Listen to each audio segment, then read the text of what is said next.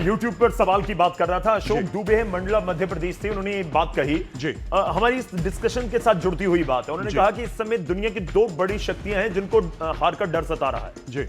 रूस यूक्रेन से परेशान है और इधर अमेरिका ईरान से परेशान है। आपको भी लगता है कि ऐसी स्थिति है, हार का डर है या क्या? नहीं, मुझे नहीं लगता कि रशिया यूक्रेन से परेशान है जी। लेकिन यह बात सच है कि अमेरिका ईरान से परेशान है, यह बात सच है।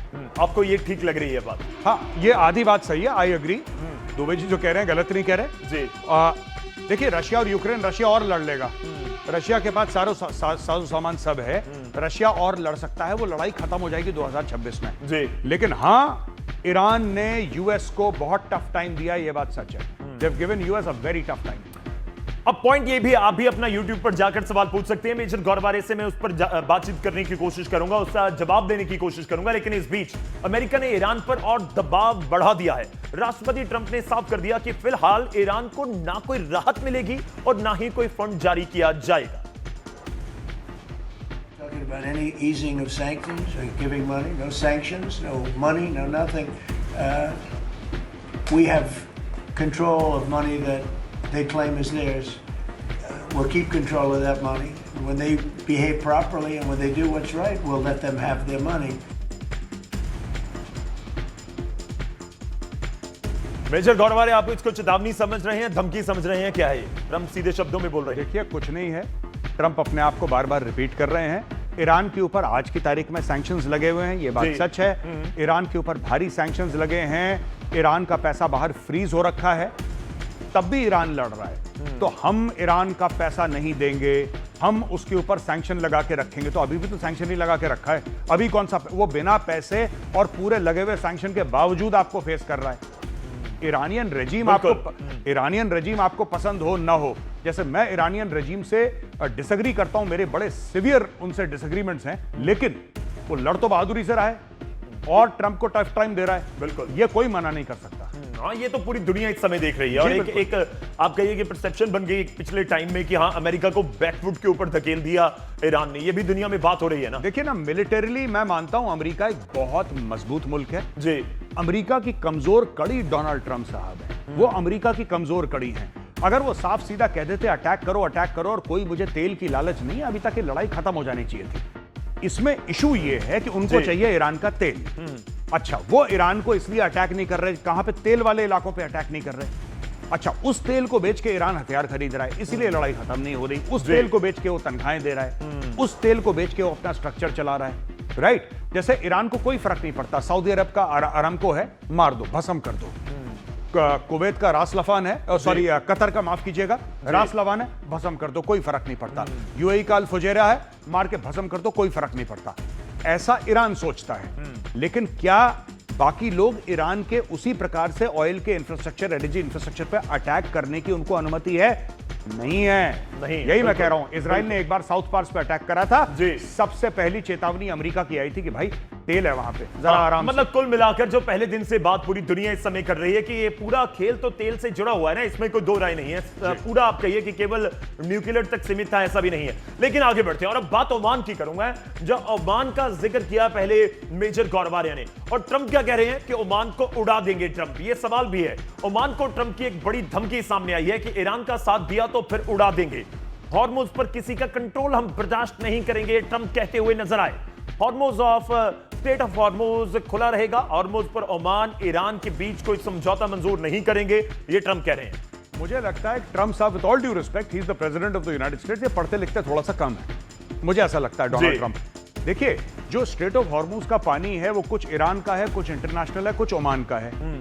जब ईरान ने ओमान से बात करी कि चलो हम लोग एक काम करते हैं, इसको कंट्रोल करके रखते हैं हॉर्मुज को, क्योंकि आपका भी पानी है, ओमान वो देश था, उन्होंने बोला कि साहब हम कोई टोल वोल नहीं लेंगे किसी से, और जो पुराना चलता चला आया है हम उसमें बिलीव करते हैं, ना हमारा कोई अधिकार बनता है पूरे के पूरे हॉर्मुज पे, ना हम किसी से पैसा लेना चाहते हैं। अरे भाई, आप, मुझे एक बात ये समझ में नहीं आ रही, क्यों ओमान को उड़ा देंगे? ओमान ने गलती क्या करी है? ओमान ने ऐसा क्या बोल दिया? वो कह रहे हैं आप ईरान का साथ दे, वो कब ईरान का साथ दे रहा है भाई? उसके ऊपर तो खुद मिसाइलें पड़ रही हैं। तो मुझे लगता है ट्रंप साहब, मैं एक बार स्टेटमेंट सुनाता हूं, इसके ऊपर मैं बात करना चाहूंगा कि अब वाकई ही ओमान ने ऐसा कुछ नहीं किया या फिर किया है जिसकी वजह से ट्रंप भड़के हुए नजर आ रहे हैं। लेकिन उससे पहले इस मुद्दे के ऊपर जो स्टेटमेंट जारी की गई वो आप सुनिए। No, the strait's going to be open to everybody. It's international waters. Nobody's going to control it. We're going to watch over it. We'll watch over it, but nobody's going to control it. Oman will behave just like everybody else, so we'll have to blow them up. They understand that. They'll be fine. देखिए, मैं दूसरे बड़े एजेंडे का रुख करूंगा, लेकिन उससे पहले इस पर बहुत छोटा सा कमेंट आपका जरूर चाहूंगा मेजर गौरवारिया।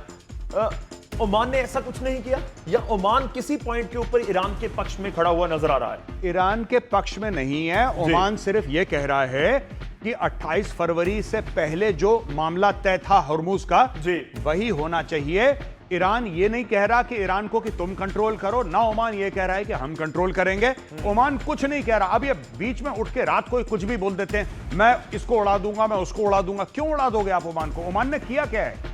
ओमान ने ना कोई मिसाइल फायर करी। ट्रम्प की स्टेटमेंट तो ये इशारा करती है कि ईरान के साथ जाने की कोशिश कर रहा है ओमान। कुछ नहीं कर रहा ओमान। कि ईरान के साथ जाओगे, हॉर्मुज को लेकर कुछ कहोगे तो फिर हम आपको उड़ा देंगे। गौरव, मैं इसीलिए तो भाई आपको कह रहा हूं, पढ़ना लिखना शुरू करें। डोनाल्ड ट्रंप पे पढ़ते नहीं है, अखबार पढ़ लें। ओमान ने ऐसा कुछ भी नहीं करा। वो चुपचाप बैठे हैं बेचारे, कुछ नहीं कर रहे। ये पता नहीं हम उड़ा देंगे, उसको उड़ा देंगे, इसको उड़ा देंगे। मुझे तो कोई सेंस नहीं लगता इस बात में। देखिए, इसमें एक ये भी बात निकलकर सामने आ रही है कि जो ट्रंप के साथ खड़े हुए देश नजर आते हैं, क्या उनको भी लेकर ट्रंप आप कहिए कि इनसिक्योर नजर आते हैं?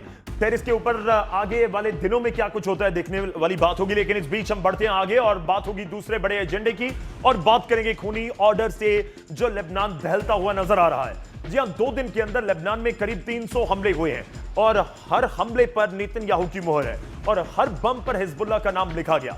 इजराइल का खूनी ऑर्डर अब लेबनान को गाजा बनाता हुआ नजर आने लगा। बेका वैली में धमाके, टायर शहर में बंकर बस्टर बम का कोहराम, सून शहर में भी सर्वनाश। इजराइल के निशाने पर हिजबुल्लाह का एक एक अड्डा, जिन्हें चुन चुन कर टारगेट कर रहा है इजराइल। जितने ऑर्डर उससे डबल धमाके, यही इजरायली फौज का मिशन है। दक्षिण लेबनान में इस मिशन की डिटेल नेतन्याहू और उनके कमांडरों की इसी मीटिंग में तय हुआ था कि दक्षिण लेबनान को मिट्टी में मिला देना है। दक्षिण लेबनान के हर शहर में बारूद महक रहा है। दक्षिण लेबनान के हर शहर में जनाजे निकल रहे हैं। दक्षिण लेबनान के चप्पे चप्पे पर खौफ है कि इजराइल कब कौन सा बम कहां गिरा देगा। हिजबुल्लाह से ज्यादा यह खौफ ईरान को डरा रहा है। सबसे बड़ी तबाही अब टायर शहर में देखी जा रही है। इजरायली सेना ने यहां भारी बमबारी की है। इजराइल के लड़ाकू विमानों ने टायर के उत्तर में अब्बासिया शहर के पास बमबारी की है। اولاد ونسوان وختايري كلها قاعدين هون فجأة بيبعتوا انذارات بتكركب العالم تحمل حالها وبتفل نص ساعة 3/4 ساعة 3 شطار। दक्षिण लेबनान में इजराइल लगातार वार्निंग दे रहा है। नबातिया के निवासियों को इलाका खाली करने को कहा गया है। कफरहुना, अरामता, जर्जुआ और होमीन कस्बों को भी खाली करने वाला अलर्ट जारी कर दिया गया है। अराउंड डैम पर भी इजराइल की एयर स्ट्राइक हुई है। लेबनान की मीडिया का दावा है कि यहां कम से कम 3 बार हवाई हमले हुए हैं। ये लेबनान का सबसे बड़ा रिजर्वायर है। यहां से दक्षिण लेबनान में पानी सप्लाई किया जाता है और अब ये इजराइल के टारगेट पर आ गया है। दक्षिण में राशिदियह में फिलिस्तीनी शरणार्थी कैंप पर भी हमला हुआ है। लेबनान में 2 मार्च से अब तक इजरायली हमलों में मरने वालों की तादाद 3,2500 से ऊपर जा चुकी है। करीब 10,000 लोग घायल हैं। जी हां, 3,000 से ज्यादा लोगों की मौत। गाजा में इजराइल के हवाई हमले के बाद एक अपार्टमेंट बिल्डिंग पूरी तरह से तबाह हो गई। हम बातचीत करेंगे मेजर गौरवारिया से, जानेंगे इस पूरी सिचुएशन को, लेकिन उससे पहले कुछ तस्वीरें आपको दिखाएंगे। इजरायली सेना ने दावा किया कि हमला उत्तरी गाजा में हमास के 2 अहम ठिकानों को निशाना बनाकर किया गया। हमले के बाद इमारत में आग लग गई और मौके पर एम्बुलेंस में राहत की टीमें भी पहुंच गई। गाजा के स्वास्थ्य अधिकारियों के मुताबिक इस हमले में 7 लोगों की मौत हुई है, जबकि कम से कम 15 लोग घायल बताए जा रहे हैं। यानी कि वहां पर गाजा में भी ये स्थिति ऐसी बनती हुई एक बार फिर से नजर आ रही है कि वहां पर भी वॉर लाइक सिचुएशन है। वहां पर भी ये हमले की तस्वीरें और उसके बाद लगी आग की तस्वीरें सामने आई है। रुक करता हूं मेजर गौरवारिया का। पहले बात इस चीज की जो हमने ऑलरेडी बात की थी कि क्या इस तरह से ऑर्डर दिए गए हैं, खूनी ऑर्डर इसको कहा जाए, कि सब कुछ साफ कर दीजिए, कोई नहीं छोड़िए, हिजबुल्लाह का कुछ नहीं दिखना चाहिए। क्या ऐसी रणनीति के साथ नेतन्याहू की सेना आगे बढ़ रही है? देखिए, ये बात सच है कि हिजबुल्लाह को वो खत्म करके मानेंगे। ये बात सच है कि हमास को 90% खत्म कर दिया, बाकी बचे कुचे हमास को खत्म कर देंगे। और ये डायरेक्शन कोई छुपी बात नहीं है, बेंजामिन नेतन्याहू ने पूरी दुनिया के सामने बोला है ये, और ये ऑन द रिकॉर्ड है। मैंने आपको कई बार बताया भी था, every Hamas man is a dead man walking. ये वर्ड्स मेरे नहीं है, बेंजामिन नेतन्याहू के हैं। बिल्कुल। आप कोई फर्क नहीं पड़ता, आप हमास के लीडर हैं या आप सबसे नीचे जूनियर कैटेगरी में हैं जो कि हथियार लेके काम कर रहा है। अगर आप हमास के संगठन के साथ जुड़े हैं तो इजराइल आपको जान से मार देगा, सिंपल सी बात है। दूसरी ठीक है। चीज, ये 7 लोग मर गए की जो खबर है कि वहां के स्वास्थ्य मंत्रालय ने बोला, आपको पता है गाजा का स्वास्थ्य मंत्रालय कौन चलाता है? हमास।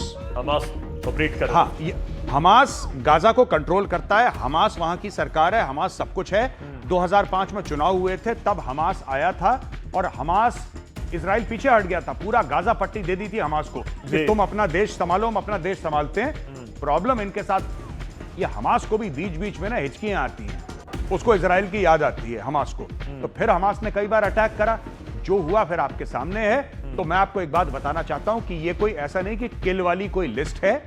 जो भी हमास के साथ जुड़ा हुआ है, ये बेंजामिन नेतन्याहू के साफ या आदेश हैं, उस आदमी को खत्म, चाहे वो गाजा में रह रहा हो, चाहे वो यूरोप में रह रहा हो, चाहे कतर में रह रहा हो, दुनिया के किसी कोने में हो, आप तो उसको वहां नेतन्याहू की सेना पहुंच जाएगी, आप ये कह रहे हैं? हाँ, इनका मोसाद है, इनकी सेना है, कोई भी पहुंचे ये मार डालेंगे उनको। ये नेतन्याहू के वर्ड्स हैं। चलिए, गाजा का हम बात कर रहे हैं। गाजा के रफा शहर से तबाही की हैरान कर देने वाली तस्वीरें सामने आई हैं, वो भी आपको दिखाता हूं। फिलिस्तीनी प्रशासन ने तल असल सुल्तान इलाके की तस्वीरें जारी की, जहां चारों तरफ केवल मलबा और बर्बादी दिखाई दे रही है। कभी हजारों विस्थापित फिलिस्तीनियों की पनाहगाह बना रफा अब युद्ध की सबसे बड़ी त्रासदी का प्रतीक बन चुका है। इजराइल के जमीनी अभियान के बाद लाखों लोगों को फिर से यहां से पलायन करना पड़ा। आप तस्वीरें देखिए जो जारी की गई हैं, तस्वीरें दिखाई गई हैं, और इन तस्वीरों के बाद ये काफी हद तक ऐसी तस्वीरें हैं जो बिल्कुल खंडर जैसे बन गई होती हैं इमारतें, उसको कहीं ना कहीं ये तस्वीरें दिखा रही हैं। अब जो लगातार जिक्र कर रहे हैं, और वही रफा में होता हुआ नजर भी आ रहा है जी। ये तस्वीर उस कहानी को बयान करती है कि किस तरह से इजराइल ने वहां पर पूरा, आप कहिए कि कहर बरपाया। बिल्कुल, ये बात सच है जी। मैं ये जानना चाहूंगा कि अब 2 अलग अलग फ्रंट के ऊपर इजराइल लगा हुआ है, या आपको लगता है कि इस समय उनका फोकस ज्यादा हिजबुल्लाह की तरफ है? ज्यादा हिजबुल्लाह। देखिए, हमास को तो मार मूर के काफी हद तक वो निपटा चुके हैं, तो हमास ज्यादा बाकी नहीं रहा है। हमास की कुछ लीडरशिप है, कुछ लोग छुपे हुए हैं जी, उनको ढूंढ रहा है। लेकिन जो बमबारी हम देखते थे पिछले 2 साल से जो चल रही है, वो 90-95% खत्म हो गई है। अब गाजा के ऊपर वो बम नहीं गिर रहे हैं जो पहले गिरते थे। अब पूरा का पूरा इनका अटेंशन है, जैसे गाजा को शांत कर दिया काफी हद तक, अब इनका अटेंशन है सीधा का सीधा लेबनान के ऊपर, जहां पे हिजबुल्लाह है। अब आप देख रहे हैं जो गाजा वाली बमबारी है वो लेबनान पे हो रही है। आप ही ने बताया 24 घंटे में 120 एयर स्ट्राइक, बिल्कुल छोटी बात नहीं है ये, बिल्कुल नॉट अ स्मॉल थिंग। तो अब ये एयर स्ट्राइक करके बिल्कुल हिजबुल्लाह की कमर तोड़ेंगे। और मैं आपको एक और बात बता दूं, डोनाल्ड ट्रंप कुछ साइन कर लें, ये लाइव शो चल रहा है और मैं चाहता हूं आप रिकॉर्ड करें मेरा स्टेटमेंट, आपको पता लग जाएगा, आप इसको सेव कर लीजिएगा। डोनाल्ड ट्रंप कुछ भी साइन करे ईरान के साथ, इजराइल फिर आएगा ईरान को ढूंढते हुए। आप देख लेना, ये काम होगा, 6 महीने नहीं 1 साल के अंदर होगा, ये होने वाला है। तो कुल मिलाकर बात यह है कि अगर 2 मोर्चे हैं, एक तरफ अमेरिका और ईरान है, एक तरफ इजराइल और ईरान है, ईरान और अमेरिका के बीच बेशक ऑल इज वेल हो भी जाए, इजराइल की तरफ नहीं होगा। देखिए, ऑल इज वेल तभी तक है ईरान और अमेरिका के बीच में, जब तक ईरान के पास वो कैपेबिलिटी नहीं होती है। ठीक है, एक होता है इंटेंट जी, और एक होती है कैपेबिलिटी। कैपेबिलिटी ये होती है कि मैं अमेरिका तक मिसाइल मार सकता हूं, ये मेरी कैपेबिलिटी है। ठीक है, अगर मेरे पास कैपेबिलिटी नहीं है तो मेरा इंटेंट ये है कि जिस दिन मेरे पास कैपेबिलिटी होगी मैं अमेरिका पे मिसाइल मारूंगा। आज की तारीख में अमेरिका को बर्बाद करना ईरान का इंटेंट है, लेकिन उसकी कैपेबिलिटी ईरान के पास नहीं है। जिस दिन ईरान के पास कैपेबिलिटी आ गई, उस दिन ईरान अमेरिका को भी बर्बाद करेगा, क्योंकि ऑन रिकॉर्ड ये खबनाई वगैरह 1000 बार बोल चुके हैं। आप जाके इंटरनेट पे देख लीजिए, 1000 बार।